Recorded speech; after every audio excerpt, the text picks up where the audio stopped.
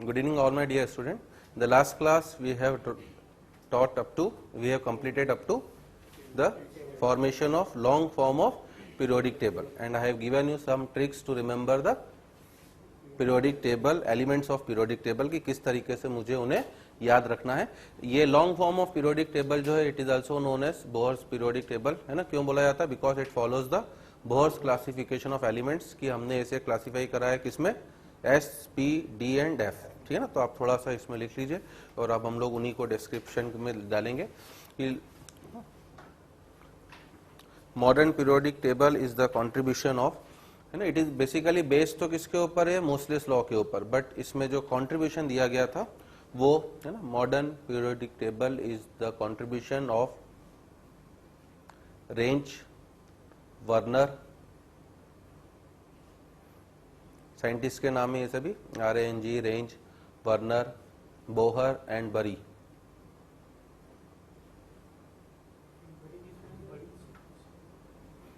बेटा अंग्रेजों के नाम है, स्केलविंग जो मर्जी है लिख दो. नहीं, अंग्रेजों के नाम में स्पेलिंग की कोई टेंशन ही नहीं है. जैसे मेरी फेवरेट प्लेयर टेनिस में स्टेफी ग्राफ थी. अब मैं ग्राफ की स्पेलिंग हमेशा क्या, ग्राफ की स्पेलिंग क्या होनी चाहिए, GRAPH. देखो तो ये अपनी मर्जी से लिखो ना बेटा. ये नहीं है, ग्राफ की स्पेलिंग GRAF होती है.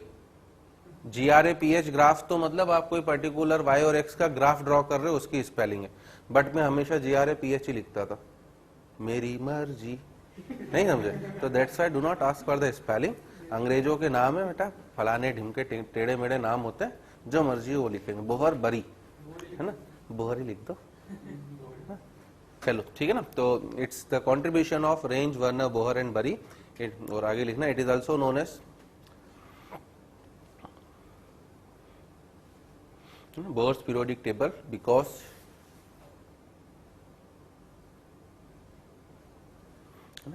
it follows the Bohr's scheme of classification of elements. Because it follows Bohr's scheme of classification of elements. ये बोहर की स्कीम को फॉलो करता है क्लासिफिकेशन ऑफ एलिमेंट्स के लिए, है ना. और इसको हमने किस किस में डिवाइड कर दिया बेटा, S block, p block, d block and L block. और ये भी लिखना, it is divided into 4 blocks, S block, p block, d block and F block, है ना. अब चारों के ब्लॉक्स के बारे में, क्योंकि ये हमें आगे भी इनऑर्गेनिक में जरूरत पड़ेगी, थोड़ा सा rough description. What is the meaning of S block, है ना. कौन से एलिमेंट को एस ब्लॉक एलिमेंट बोला जाएगा, है ना. एस ब्लॉक एलिमेंट उनको बोला जाएगा जिनमें लास्ट इलेक्ट्रॉन को ही हम कौन सा इलेक्ट्रॉन बोलते हैं, डिफरेंशिएटिंग इलेक्ट्रॉन. डिफरेंशिएशन का मतलब क्या होता है बेटा, डिफरेंशिएट करना मतलब अलग अलग करना. तो किसी भी एलिमेंट को अगर आपको डिफरेंशिएट करना हो किसी दूसरे एलिमेंट से, तो हमेशा उसका कौन सा इलेक्ट्रॉन काम आता है, आखिरी इलेक्ट्रॉन, कि वो कहाँ जा रहा है. तो अगर आपकी n-1th शेल पूरी फील्ड हो और डिफरेंशिएटिंग इलेक्ट्रॉन, जिसे लास्ट इलेक्ट्रॉन भी बोला जाता है, वो अगर एस ब्लॉक में जा रहा हो, तो ऐसे एलिमेंट्स क्या कहलाते हैं, हमारे एस ब्लॉक के एलिमेंट्स कहलाते हैं. तो यही इनकी डेफिनेशन है कि when n-1th shell are completely, या ऐसा लिख लो पहले, when all the inner shells, ऐसा करके लिख लो, when all the inner shells, that is up to n-1th, when all the inner shells, that is up to n-1th, are completely filled,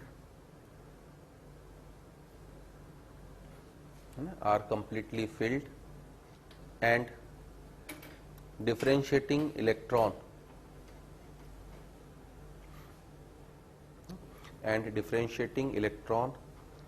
that is last electron, differentiating electron को कौन सा electron बोला जाता है, हमारा लास्ट इलेक्ट्रॉन, है. That is last electron enters into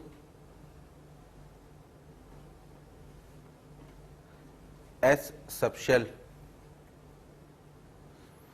SPDF क्या होती हैं, सबशेल, और KLMN क्या होती हैं, शेल. क्या डिफरेंस होता है दोनों में, शेल के अंदर सब शेल होता है, सब शेल के अंदर ऑर्बिटल, ऑर्बिटल के अंदर इलेक्ट्रॉन, है ना। जिससे समझने के लिए कमरा, घर आपका इस शेल, घर के अंदर आपका कमरा इस सब शेल, कमरे के अंदर अलमारी ऑर्बिटल, और ऑर्बिटल के अंदर बुक्स हमारी, है ना। हम लोग पढ़ाई से बात करें ना, पढ़ाई के रिस्पेक्ट में बात करें, तो आप यहाँ से घर जाते हो जैसे, तो वो शेल है आपके लिए, फिर शेल के अंदर आपका कमरा, that is your sub shell, sub shell के अंदर आपकी अलमारी, तो वो आपका क्या हो गया, कमरा, और मतलब अलमारी क्या हो गया आपके लिए, ऑर्बिटल, और उसके अंदर क्या है हमारे इलेक्ट्रॉन, ठीक है ना। तो इसलिए, है ना, तो shell, sub shell, orbital and then electron. तो हम लोग क्या बोल रहे थे कि जिसमें भी आखिरी इलेक्ट्रॉन जो होगा वो आउटर मोस्ट शेल के एस सब शेल में जाएगा, वो हमारे लिए क्या कहलाएंगे, एस ब्लॉक के एलिमेंट, है ना। तो हमने डेफिनेशन कहां तक लिख ली थी कि when all the inner shells are filled, that is up to n-1 shells are filled, and differentiating electron, that is last electron, enters into S subshell of outermost shell, enters into S subshell of outermost shell, है ना, that is nth shell,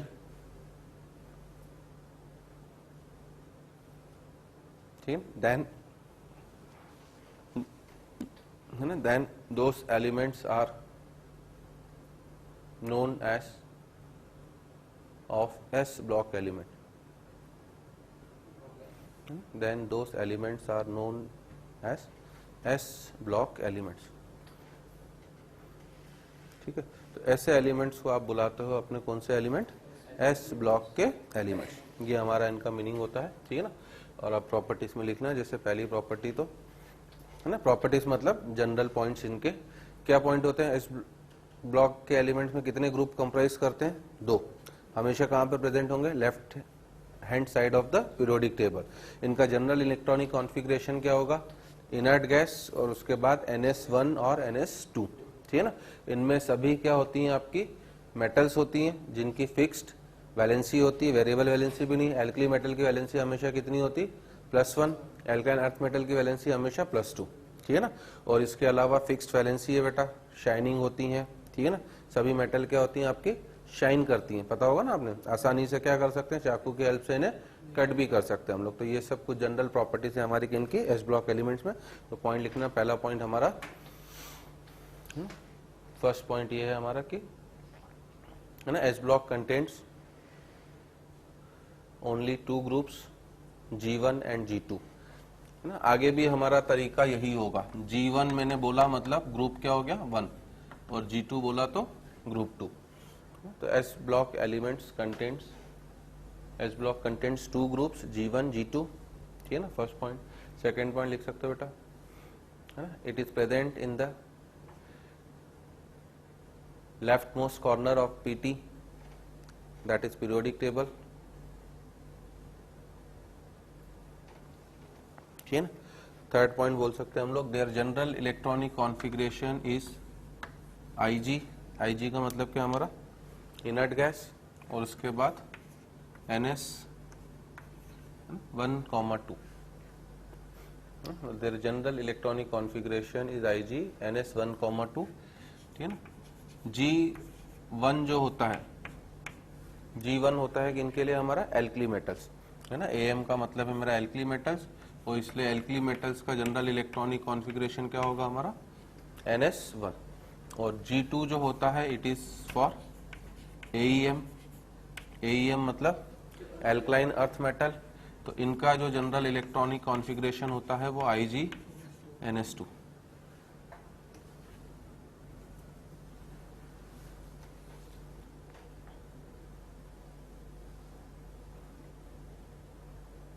ठीक है।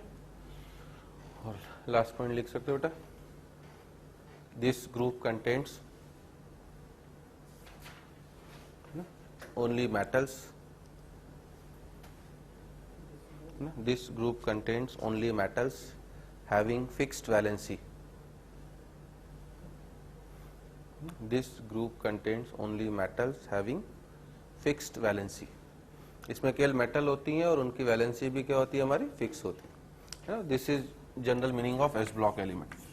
Second बोल सकते हैं हम लोग, P block element.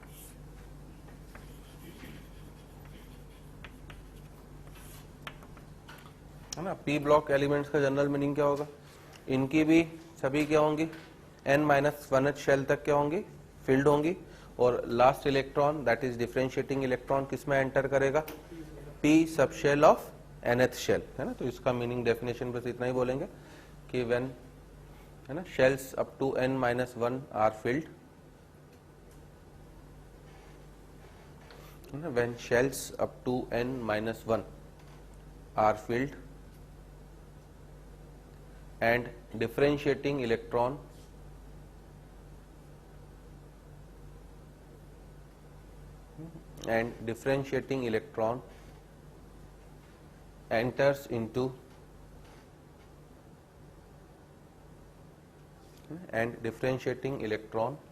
enters into p subshell of outermost shell. Differentiating electron enters into p subshell of outermost shell, then element is known as p block element. Then element is known as p block element. ठीक है ना। अब इस P block element में अगर general points अगर लिखें, total कितने ग्रुप्स आएंगे इसमें? 6, है ना। क्यों आएंगे 6? क्योंकि आपको पता होगा कि पी सबशेल, जो पी सबशेल होती है बेटा, पी सबशेल में कितने ऑर्बिटल होते हैं? 3, पता है? एक को क्या बोलते हैं हम लोग? पी एक्स, पी वाई और क्या? P Z. और एक ऑर्बिटल में कितने इलेक्ट्रॉन आ सकते हैं? 6, सॉरी 2। तो टोटल पी सबशेल में ना, पहला, दूसरा, तीसरा, फिर चौथा, पांचवा और क्या आपका? छठा। तो टोटल पी सबशेल के अंदर कितने इलेक्ट्रॉन आ सकते हैं मेरे पास? 6 इलेक्ट्रॉन। इस वजह से पी ब्लॉक के अंदर टोटल कितने ग्रुप होंगे? 6 ग्रुप। कहां से लेकर कहां तक? G13 से लेकर G18। G13 मतलब group 13, group 14, group 15, group 16, group 17 and group 18। तो फर्स्ट पॉइंट हम लोग यही लिखेंगे बेटा कि this block contains 6 groups. This block contains 6 groups, ठीक है ना? G13, G14, G15, G16, G17 and G18. This block contains 6 group G13 to G18, है ना। रीजन ये है। ऊपर वाले में 2 ही ग्रुप क्यों आ रहे थे, उसका भी रीजन यही है कि S सबशेल जब आप बोलते हो तो S सबशेल का मीनिंग क्या है मेरा? एस सबशेल के अंदर कितने ऑर्बिटल होते हैं? एक ही ऑर्बिटल होता है। तो एक ऑर्बिटल है तो पहला ऐसा आया, दूसरा ऐसा आया, मतलब मैक्सिमम कितने इलेक्ट्रॉन आ सकते हैं मेरे पास? केवल 2 इलेक्ट्रॉन। इसलिए एस सबशेल के अंदर केवल 2 ही ग्रुप होते हैं, एक G1 और दूसरा क्या हमारा? G2। ठीक है। सेकेंड पॉइंट बोल सकते हैं कि ये पी ब्लॉक के एलिमेंट्स कहाँ प्रेजेंट होंगे? राइट मोस्ट कॉर्नर पे, है ना। तो सेकेंड पॉइंट हम लोग ये बोलेंगे बेटा, they are present at rightmost corner of periodic table.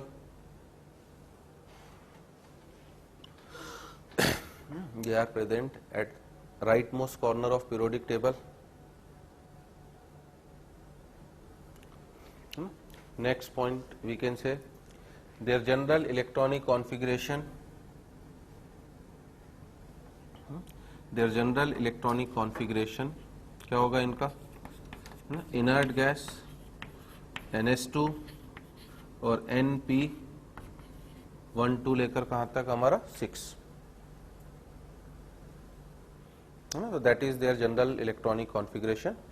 अगर आप G13 की बात करते हो तो G13 का normal electronic configuration Ig NH2 NP1 होता है, और इस फैमिली को हम लोग कौन सी फैमिली बुलाते हैं? बोरॉन फैमिली, क्योंकि इसका फर्स्ट मेंबर क्या है आपका? बोरॉन, है ना। G14 की बात करोगे आप तो it will be Ig NH2 NP2। इस फैमिली को कौन सी फैमिली बुलाया जाता है? हमारा कार्बन फैमिली। G15 की बात करोगे तो their general electronic configuration is Ig NH2 NP3 and this family is known as nitrogen family G16 का जनरल इलेक्ट्रॉनिक कॉन्फ़िगरेशन मेरा Ig NH2 NP4 and it is known as oxygen family. G17 is your Ig NH2 NP5 which is your halogen family, और G18 is our Ig NH2 NP6 जिसे हम लोग है ना inert gas के नाम से बुलाते हैं। तो ये हमारे टोटल 6 ग्रुप होते हैं पी ब्लॉक के एलिमेंट्स में, G13, G14, G15, G16 और G17।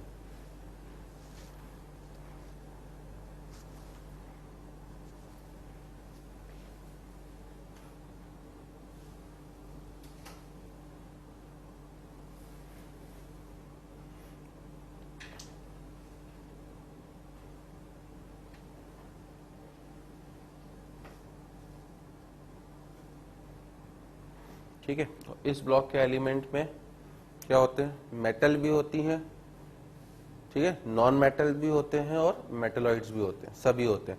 फिजिकल स्टेट की बात करें तो सॉलिड भी हो सकता है, लिक्विड भी हो सकता है और गैस भी। इस ब्लॉक के सभी एलिमेंट क्या होते हैं हमारे, सॉलिड, है ना। हाइड्रोजन तो एक्सेप्शन छोड़ दे, बाकी सब सॉलिड है। तो इसमें तीनों चीजें हो सकती है। तो लास्ट पॉइंट बस हम लोग ये लिखेंगे बेटा कि this block contains metal, non-metal as well as metalloids. This block contains metal, non-metal as well as metalloids. सब कुछ होते हैं इसमें, है ना। And they can show variable valency. इनकी वैलेंसीज वेरिएबल भी हो सकती हैं। They can show variable valency, ठीक है ना। अगला पॉइंट हम लोग मतलब इसी में बोल सकते हैं आगे, देयर फिजिकल स्टेट, है ना, मे बी सॉलिड और लिक्विड और gas. Their physical state may be solid और लिक्विड और गैस।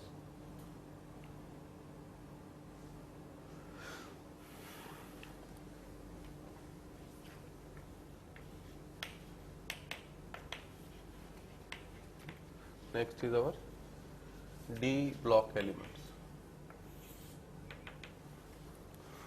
अब एस और पी ब्लॉक में तो क्या हो रहा था कि इनर शेल सभी क्या थी आपकी, फील्ड थी n-1 तक। क्या डी में फील्ड होती है? नहीं, है ना। अगर आपको, जैसे मैं आपसे बात करूं, मैंगनीज का इलेक्ट्रॉनिक कॉन्फ़िगरेशन पता है किसी को?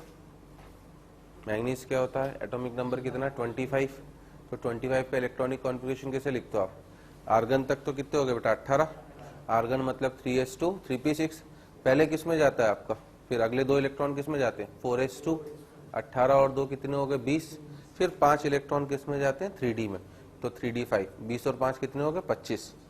मतलब फोर्थ शेल चालू हो चुकी है, बट थर्ड अभी फिल नहीं हुई है, थर्ड तो उसके बाद हो रही। तो इनमें क्या था बेटा, इनर मोस्ट शेल पूरी फिल थी, केवल कौन सी शेल इनकम्प्लीट थी, आउटर मोस्ट।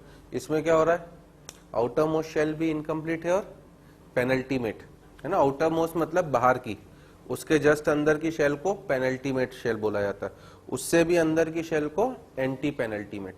तो डी ब्लॉक के एलिमेंट की मतलब डेफिनेशन ही ये दी जाती है, वो शेल जिसमें outermost shell as well as penultimate shell are incompletely filled and differentiating electron enters into d sub shell of penultimate shell. आई मेरी बात समझ में सभी को, है ना। तो ये हम लोग डेफिनेशन में ये लिखेंगे कि, है ना, elements in which outermost shell and penultimate shell, elements in which outermost shell and penultimate shell are incompletely filled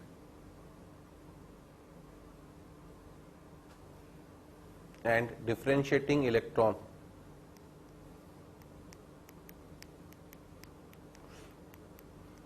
and differentiating electron enters into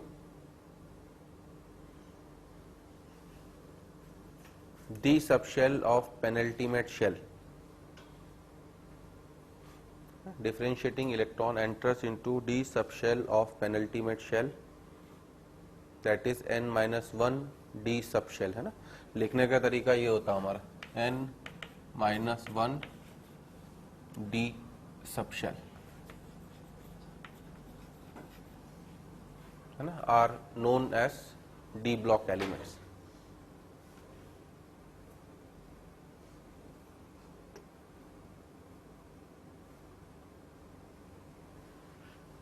ठीक है. अब अगर इनके पॉइंट्स बोलें तो सबसे पहली बात डी सबशेल में, तो डी सबशेल में कितने ऑर्बिटल्स होते हैं मेरे पास? 5. हालांकि पहले क्वांटम नंबर्स पढ़नी चाहिए थी हमें, बट चलो थोड़ा बहुत यूज कर लेंगे, है ना. डी सबशेल में टोटल कितने ऑर्बिटल्स होते हैं? 5. क्या क्या नाम दिया जाता है इन्हें? नाम पता है? D x y, d y z, d x z, d x square minus y square और डी जेड स्क्वायर. और एक ऑर्बिटल में मुझे पता है कितने इलेक्ट्रॉन आते हैं? 2. तो टोटल यहाँ पर, है ना, पहला, दूसरा, तीसरा, चौथा, पांचवा, ये इसी रूप में क्यों भरे जाते हैं इलेक्ट्रॉन? कौन सा रूल कहलाता है ये? Hund's rule. Hund's rule. Electron की पेयरिंग किसी भी ऑर्बिटल में तब तक नहीं होगी जब तक सभी ऑर्बिटल में एक एक इलेक्ट्रॉन विथ सेम स्पिन न आ जाए, है ना. तो पहले 5 भराएंगे, फिर पेयरिंग चालू होगी. तो ये हुन्स रूल होता है, न कि पॉली. पॉली रूल तो बोलता है किसी भी ऑर्बिटल के दोनों इलेक्ट्रॉन, किसी भी 2 इलेक्ट्रॉन की चारों क्वांटम नंबर बराबर नहीं हो सकती, वो पॉली रूल है ना. अफबाउ रूल बोलता है कि इलेक्ट्रॉन्स को किस ऑर्डर में भरना है? n+l. तीनों अलग अलग रूल है, क्वांटम नंबर हम लोग पढ़ेंगे. तो टोटल मेरे पास कितने इलेक्ट्रॉन हो गए यहाँ पर? 10 इलेक्ट्रॉन, ठीक है ना. इस वजह से पहला पॉइंट हमारा यही होगा कि डी ब्लॉक में टोटल कितने ग्रुप होते हैं? 10 ग्रुप, जो इनका नंबर कहां से कहां तक होता है? 2 आ चुका है बेटा, 13 से 18 हो गया, तो इनका नंबर 3 से लेकर 12 तक, ठीक है ना. तो फर्स्ट पॉइंट हम लोग यही लिखेंगे कि d block contents total 10 groups from G3 to G12. इसके पास 10 ग्रुप हैं G3 से लेकर G12 तक.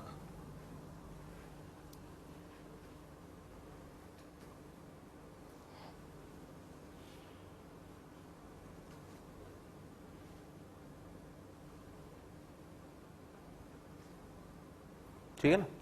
अगला पॉइंट आप लोग ये बोल सकते हो कि it is present in between S and p block element.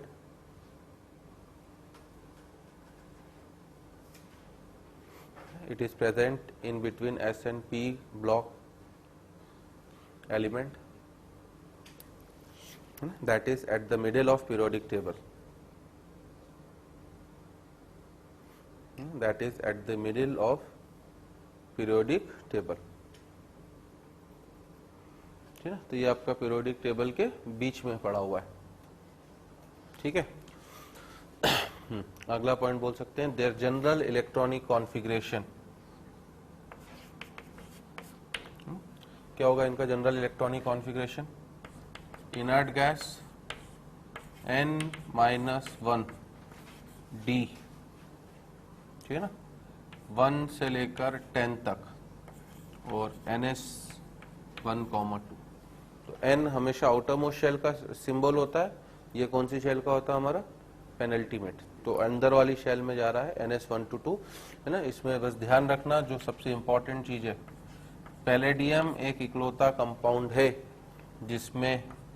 जिसका इलेक्ट्रॉनिक कॉन्फ़िगरेशन, पैलेडियम का एटॉमिक नंबर कितना होता है हमारा? 46. तो ये आता है किसके बाद? क्रिप्टॉन के बाद. क्रिप्टॉन का एटॉमिक नंबर कितना है मेरा? 36. ठीक है ना. तो ये 36 हो गया क्रिप्टॉन.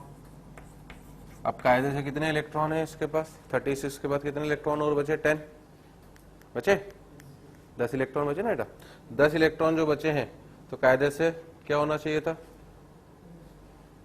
5s2 और 4d8 होना चाहिए था. बट क्रिप्टॉन, पैलेडियम इकलौता कंपाउंड है जिसमें 4d10 और 5s 0 होता है ना। और एक्सेप्शन वाली चीजें वो सबसे ज्यादा पूछता है ना। तो बी केयरफुल, हम लोग लिखते वक्त तो यही लिखते हैं भैया n-1 d 1 to 10 ns 1 and 2, but palladium इकलौता ऐसा कंपाउंड है जिसमें s में इलेक्ट्रॉन होता ही नहीं है, पूरे के पूरे 10 इलेक्ट्रॉन किस में हो जाते हैं उसके 4d में।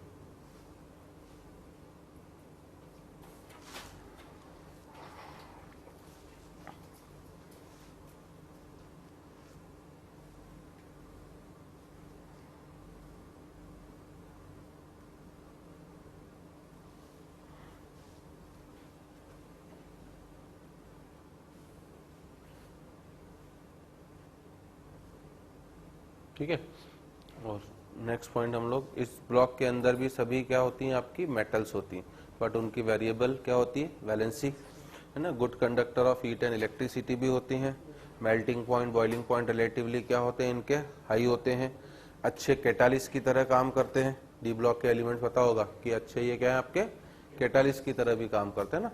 ठीक है ना। तो ये सब हम लोग लिख सकते हैं बस आखिरी पॉइंट में, है ना, कि d block elements are metals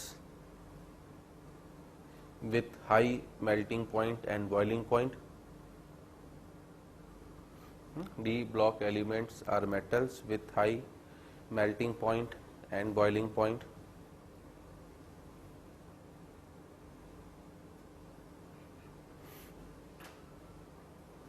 ठीक है। Comma solid in nature, except किसको छोड़ के, केवल मरकरी, पता होगा आपको ना, मरकरी क्या होता है आपका रूम टेम्परेचर पर लिक्विड, बाकी सब सॉलिड है ना। तो सॉलिड इन नेचर ब्रैकेट में डाल सकते हैं एक्सेप्ट Hg। ठीक है। आगे लिख सकते हो बेटा showing variable valency,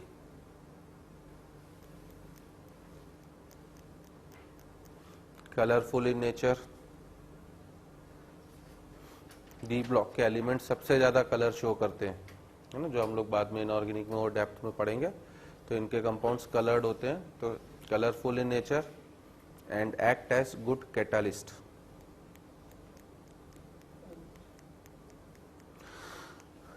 and act as good catalyst, ये अच्छे कैटालिस्ट की तरह भी आपका काम करते हैं ना। ये सब इनकी जनरल प्रॉपर्टीज है जो हमें पता होना चाहिए। डेप्थ में तो हर ब्लॉक को अलग अलग डेप्थ में पढ़ा जाएगा।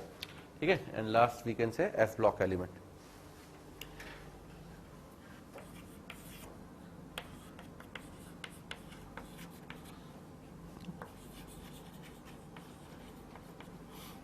अब एफ ब्लॉक एलिमेंट का मतलब क्या, इसकी आउटर मोस्ट शेल भी इनकम्प्लीट है, पेनल्टीमेट शेल भी इनकम्प्लीट है, और एंटी पेनल्टीमेट शेल भी क्या इनकम्प्लीट, क्योंकि इसमें इलेक्ट्रॉन किस में जाता है एफ में, है ना। अब n+l रूल के हिसाब से 4f का n+l कितना होता है, n+l निकालना आता है आप लोगों को। 4f का मतलब क्या है, n की वैल्यू कितनी है 4, और f की वैल्यू कितनी, f के लिए l की वैल्यू कितनी होती है 3। ठीक है ना। s के लिए 0 l की वैल्यू, p के लिए 1, d के लिए 2, f के लिए 3। ठीक है। तो 4 + 3 कितना हो गया आपका 7, और 7s के लिए वैल्यू कितनी है 7 ही, 7 + 0। ठीक है ना। अब वो रूल क्या बोलता है, पहले कौन सा ऑर्बिटल भराएगा 4f की 7s, है ना। 2 के लिए n+l की वैल्यू सेम हो जाती है, तो पहले भराता है वो जिसका n छोटा हो। तो पहले कौन भराएगा आपका 4f, है ना। 4f के बाद कौन भरा जाएगा 7s। बट अब अगर 4f खुल चुका है तो 5d भी तो अभी क्या होगा, खाली होगा, सही है कि नहीं। तो पहले 4f भराया, फिर 5d, फिर क्या भराया आपका 7s भराया। सबके लिए n की वैल्यू कितनी है मेरी 7 है। आ रही मेरी बात समझ में। तो 4 भी खुला हुआ है, 5 भी खुला हुआ है, 6 भी खुला हुआ है। ठीक है ना। कितनी शेलें खुली हुई है इनके पास, 3 शेलें खुली हुई हैं। तो इलेक्ट्रॉन जो होता है लास्ट इलेक्ट्रॉन इनका वो किस में जाता है, f sub shell of anti penultimate shell, that is n-2f में जाता है। इन दोनों में किस में जा रहा था, n में, दोनों में n में गया। इसमें किस में गया n-1, इसमें किस में जाएगा n-2 में। ठीक है ना। तो हम लोग डेफिनेशन यही बोलेंगे इनकी कि व्हेन, है ना, when outermost comma penultimate and anti penultimate shells, when outermost comma penultimate and anti-penultimate shell are incompletely filled,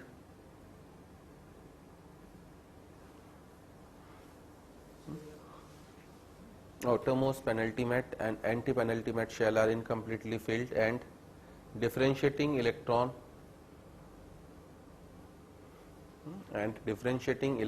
enters into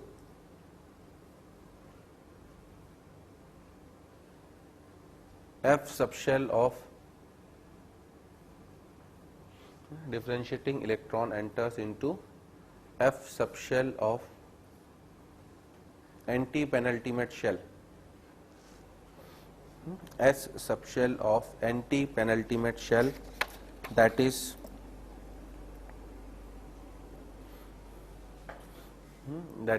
n minus 2 F subshell.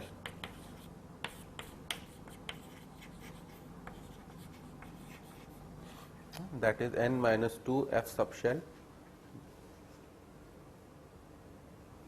Then elements are known as F block elements. Then elements are known as F block elements.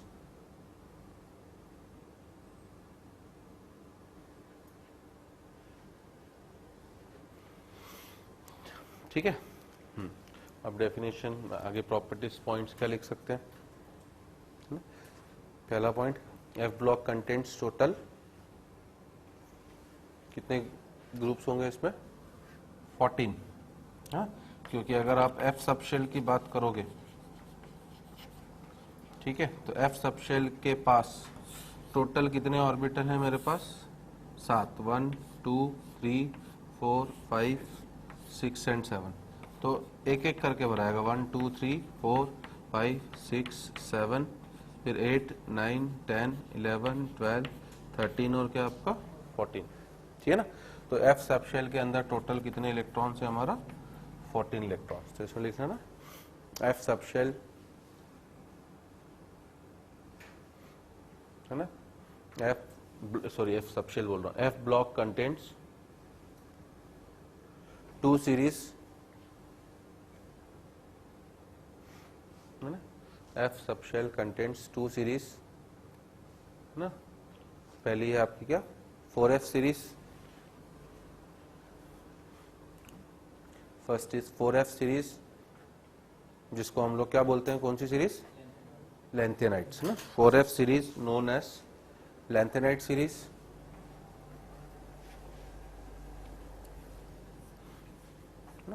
And second है आपका 5F series known as actinide series.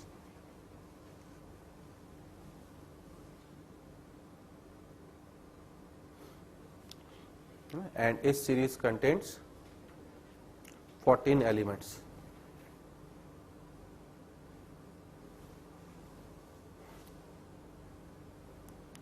इस series contents 14 elements and all are present in third group.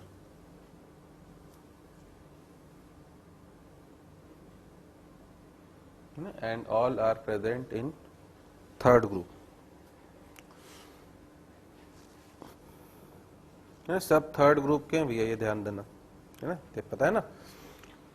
हाँ चलो अगला point लिख सकते हैं हम लोग क्या, कि ये कहाँ पर प्रेजेंट होते हैं. They are present at the bottom of the periodic table. मैंने बोला था एफ मतलब फालतू, तो नीचे पटक देते हैं इसको ना हम लोग. तो they are present at the bottom of periodic table. They are placed at bottom of periodic table. Next point we can say their general electronic configuration ना. इनर्ट गैस तो रहेगी n-2 आ गया है इनमें, देख सकते हो आप. F कहाँ से कहाँ तक जाएगा मेरा 1 to 14, n-1 D0 1 2 है ना. 0 भी हो सकता, 1 भी हो सकता, 2 भी, और ns 1 2. तो this is your outermost shell है ना. मैं केवल ओ लिख रहा हूँ. This is your penultimate shell and this is your anti penultimate shell. तो 3 शेल इसमें खुली पड़ी है ना. तो चारों ब्लॉक्स आपके सामने. इसमें n था, उसमें n-1 D था, और इसमें क्या हो गया हमारा n-2 तक आ चुका है.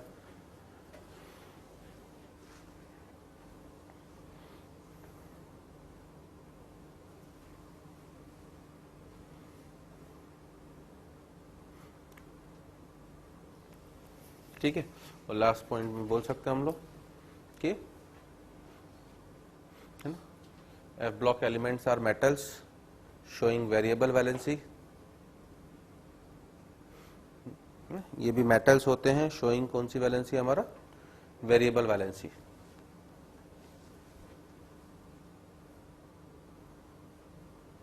ठीक है, चलो तो ये हमारा s block, p block, d block और एफ ब्लॉक होते हैं, जिनकी जनरल आइडिया हमें पीरियोडिक टेबल को समझने के लिए और इनऑर्गेनिक को समझने के लिए जरूरी है। नेक्स्ट लिख सकते हैं हमारा general terms used in periodic table. Now what is the meaning of general terms? है ना, आपने नॉर्मल और रिप्रेजेंटेटिव एलिमेंट सुना होगा, ब्रिज एलिमेंट सुना होगा, टिपिकल एलिमेंट सुना होगा, transition element, inner transition element, है ना। तो मुझे हर एक टर्म का मीनिंग पता होना चाहिए ताकि क्वेश्चन को, और जब मैं इनऑर्गेनिक की थ्योरी पढ़ रहा हूं या क्वेश्चन पढ़ रहा हूं तो मैं समझ सकूं। तो जनरल टर्म्स में लिख लेना हमारा पहला, जैसे नॉर्मल और रिप्रेजेंटेटिव एलिमेंट।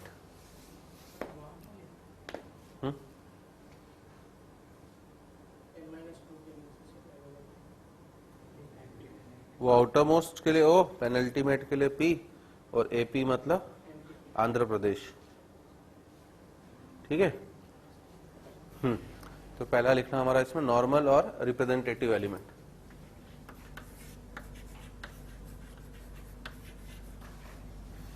नॉर्मल और रिप्रेजेंटेटिव एलिमेंट। ठीक है।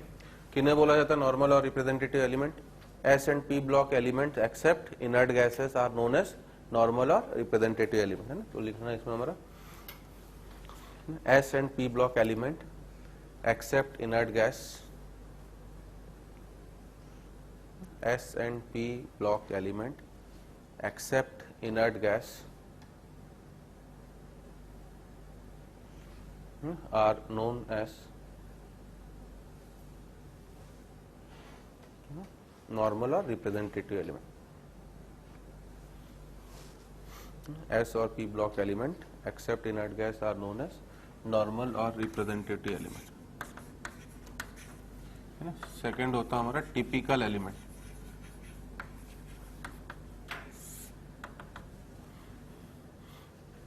टिपिकल एलिमेंट का मतलब होता है वो एलिमेंट जो अपने रेस्पेक्टिव ग्रुप की क्या करते हैं, प्रॉपर्टीज को शो करते हैं। ठीक है ना।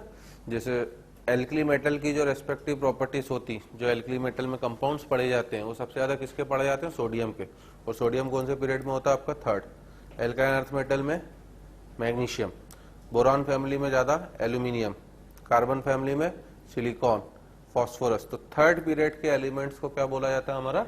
Typical elements, because they show the respective properties of their groups. Why not second period? First period तो ले नहीं सकते क्योंकि फर्स्ट पीरियड में तो हाइड्रोजन और हीलियम ही है, बाकी में तो है ही नहीं। सेकंड क्यों नहीं लेते हैं? सेकंड इसलिए नहीं लेते हैं, सेकंड पीरियड के एलिमेंट्स की इलेक्ट्रोनेगेटिविटी ज्यादा होती है, साइज काफी छोटी होती है, इफेक्टिव न्यूक्लियर चार्ज क्या होता है? ज्यादा। ठीक है ना। इस वजह से इनकी क्या होते हैं? एबनॉर्मल बिहेवियर होते हैं। आपको पता ही होगा लिथियम किसके साथ बिहेवियर शो करता है? मैग्नीशियम के साथ, पता है ना, जिसे हम लोग कौन सा बिहेवियर बोलते हैं? Diagonal relationship. क्लियर? तो अगर मैं लिथियम की प्रॉपर्टीज को एल्कली मेटल से रिजेंबल करने जाऊंगा तो मुझे प्रॉपर्टीज मिलेंगी नहीं, क्योंकि लिथियम तो ज्यादा प्रॉपर्टीज किसके साथ शो कर रहा है? मैग्नीशियम के साथ, है ना। बेरिलियम को लूंगा तो बेरिलियम किसके साथ शो कर रहा है? एल्यूमिनियम के साथ। ठीक है ना। बोरॉन को लूंगा तो बोरॉन किसके साथ शो कर रहा है? सिलिकॉन के साथ। That's why we are not taking the second period elements, we are taking कौन से एलिमेंट? Third period element. तो टिपिकल एलिमेंट्स का मतलब भी होता है वो एलिमेंट्स जो अपने रेस्पेक्टिव ग्रुप की क्या करते हैं? प्रॉपर्टीज को शो करते हैं, है ना। तो इसमें लिखना बस हमारा, है ना, elements of third group, again bracket में एक्सेप्ट इनर्ट गैस डाल देना। Elements of third group bracket में एक्सेप्ट इनर्ट गैस, है ना, which shows the properties of their respective group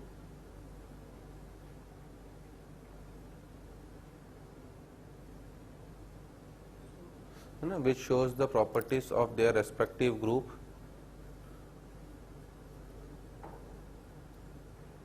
are known as typical element.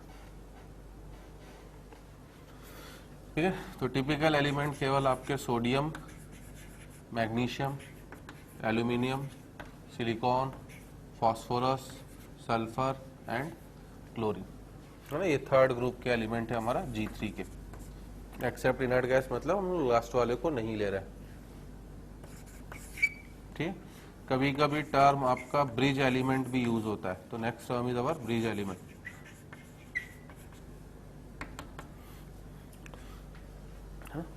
Bridge का मतलब क्या होता है, जो दो चीजों को क्या करे, जोड़े, ठीक है। जैसे सोडियम है, तो सोडियम जो है, सोडियम कह रहा हूं किसको, मैग्नीशियम है। अब मैग्नीशियम से पहले क्या आता है मेरा, सोडियम 1A में, और इधर आपका ये 1A का है, और इधर ये 1B का होता है ना। 1B में क्या आ रहा है आपके पास, कॉपर, ठीक है। तो मैग्नीशियम की कुछ प्रॉपर्टीज Na के साथ भी मिल रही हैं, कुछ प्रॉपर्टीज किसके साथ मिलती है, Cu। तो ये 1A और 1B के एलिमेंट्स के लिए किसकी तरह से काम कर रहा है, ब्रिज के लिए। That's why this elements are known as क्या, हमारा ब्रिज एलिमेंट्स, है ना। जैसे कॉपर, इसकी कैल्शियम की बात करोगे, इसका अगला एलिमेंट, तो ये किस किस के साथ शो करता है, potassium which is again of 1A, और इधर ये आपका Ag which is again of इसका हमारा 1B। तो कुछ कुछ प्रॉपर्टीज क्या होती हैं, इनके आपस में मिलती हुई चलती हैं। आ रही मेरी बात समझ है, ठीक है ना। तो लिख लेना हमारा जैसे ना, और फिर ये एग्जांपल डाल लेना, elements which act as bridge,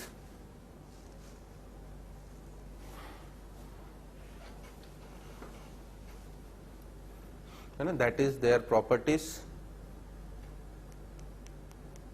are combination of elements which act as bridge, that is their properties are combination of, है ना, two different group elements,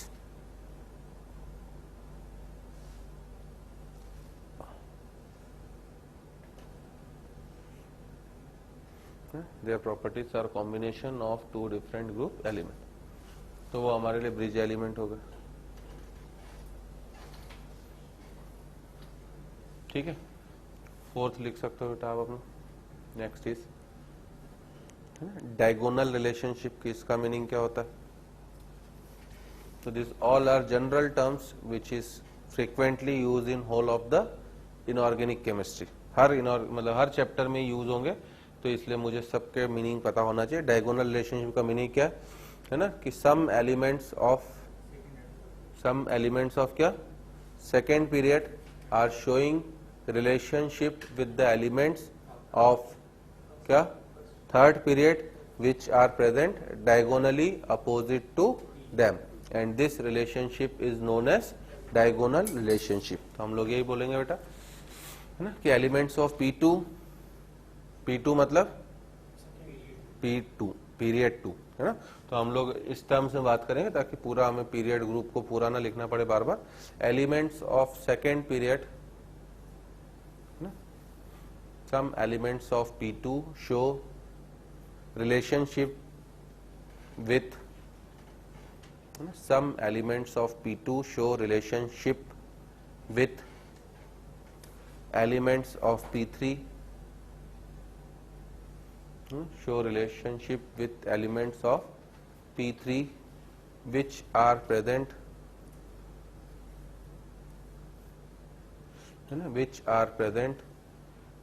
diagonally,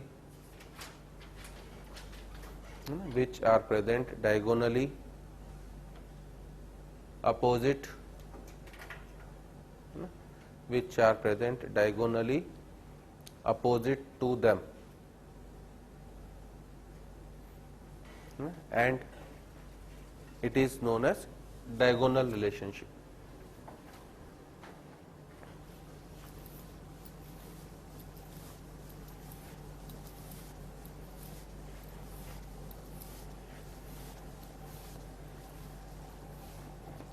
ठीक है ना। और स्पेशली ये P2 और किसके लिए लागू होता है, हमारा P3, है ना, लिथियम, बेरिलियम, बोरॉन। P3 में आपका सोडियम, मैग्नीशियम, एल्यूमिनियम और क्या आएगा, सिलिकॉन। लिथियम शो करता है diagonal relationship with magnesium, beryllium shows diagonal relationship with किसके साथ, aluminium, and boron shows diagonal relationship with किसके साथ, आपका सिलिकॉन, है ना। तो इससे हम लोग डायगोनल रिलेशनशिप बुलाते हैं, है ना। ये डायगोनली अपोजिट प्रेजेंट है हमारे।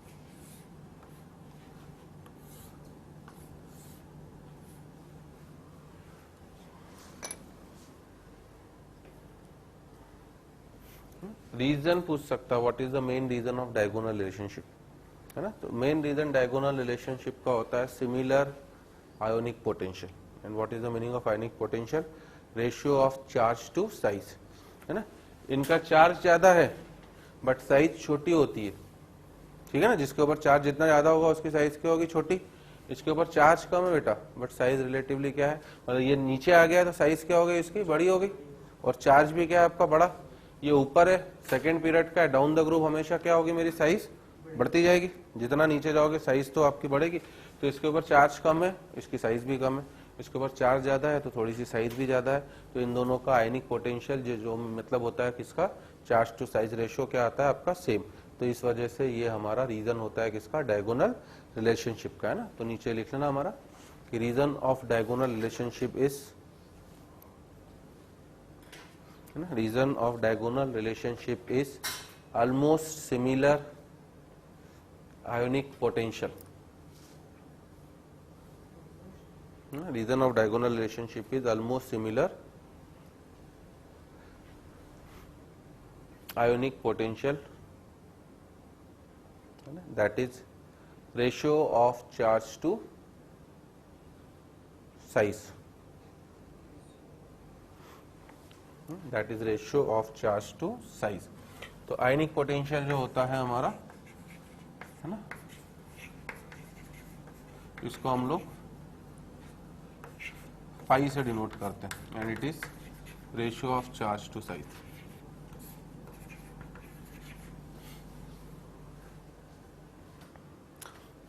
क्योंकि इनऑर्गेनिक के question are theoretical, theory based होते हैं।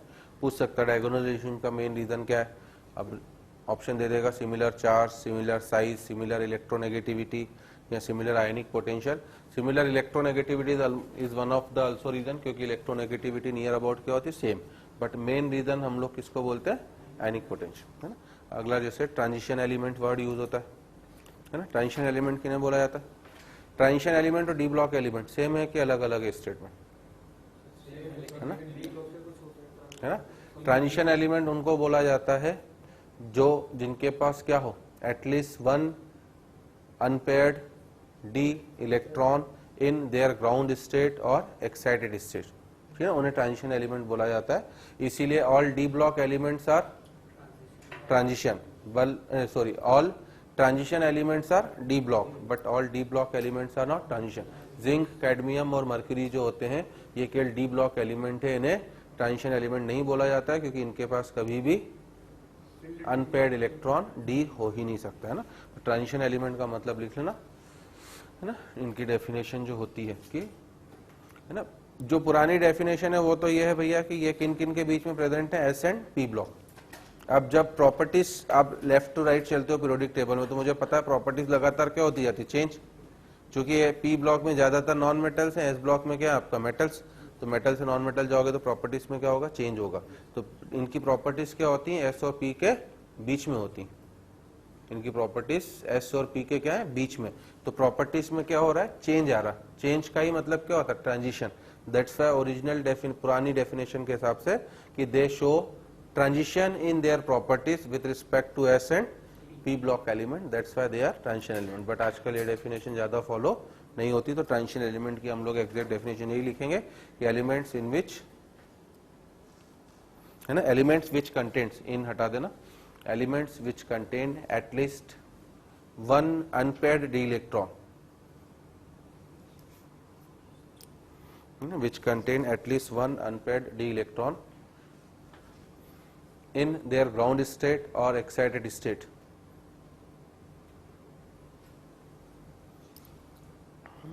one unpaired d electron in their ground state or excited state are known as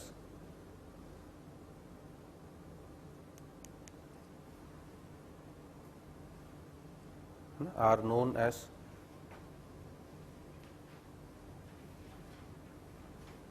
है ना ट्रांजिशन एलिमेंट्स।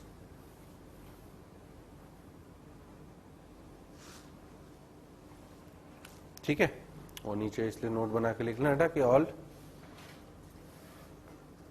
है ना, all transition elements are d block element, all transition elements are D block elements, but all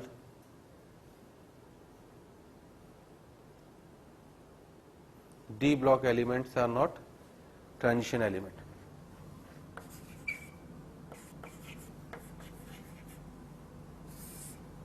ठीक है, और इसमें majorly आपके but all d block elements are not transition element. Zinc, cadmium और मर्क्यूरी के आते हैं कि ये तीनों केवल कौन सा एलिमेंट कहलाते हैं हमारे डी ब्लॉक, ये ट्रांजिशन एलिमेंट नहीं है, क्योंकि इन सब का इलेक्ट्रॉनिक कॉन्फ़िगरेशन किसी का भी ले लोगे तो n-1 D10 और NH2 होता है। ठीक है ना, इनके पास एक भी अनपेड इलेक्ट्रॉन नहीं है और their most common oxidation state जो होती है वो +2 है ना। ये जो है इनका ग्राउंड स्टेट कॉन्फ़िगरेशन है। ठीक है, एक्साइटेड स्टेट मतलब जब इलेक्ट्रॉन लूज कर देंगे तो इनके पास लूज करने का हक भी केवल 2 ही इलेक्ट्रॉन का होता है +2, तो उसके बावजूद भी डी में कितने इलेक्ट्रॉन हो गए 10, that mean all the electrons are क्या हमारे पेयर्ड, इस वजह से इन्हें हम लोग क्या बोलते हैं हमारे केवल डी ब्लॉक एलिमेंट, इन्हें ट्रांजिशन एलिमेंट नहीं बोला जाता। ठीक है ना, और आज के लिए बस आखिरी चीज लिख लेना हमारा लास्ट इनर ट्रांजिशन एलिमेंट।